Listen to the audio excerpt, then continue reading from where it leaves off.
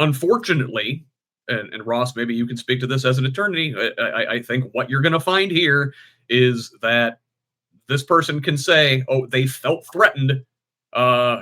Scary brown person on my porch, and they shoot first and ask questions later. I want to be wrong. Tell me I'm wrong.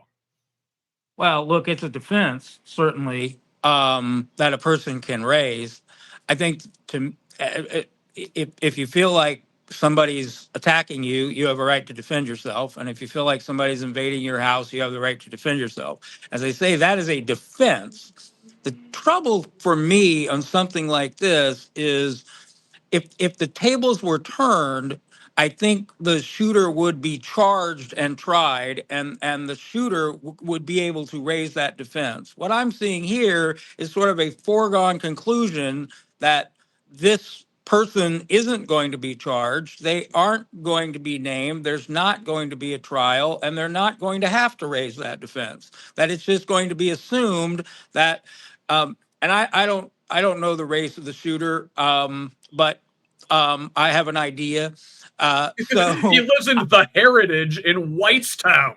yeah, and that to me, look, I'm a criminal defense lawyer, and I would defend that person if they were charged. And that's obviously, without knowing all the facts, that's probably a defense that can be raised. But it is troubling, and you see this again and again, that in certain situations, a prosecutor will just decide for himself or herself that, well, this was self-defense. I'm not going to charge that person. Whereas, again, when the tables are turned, it's always you're under arrest.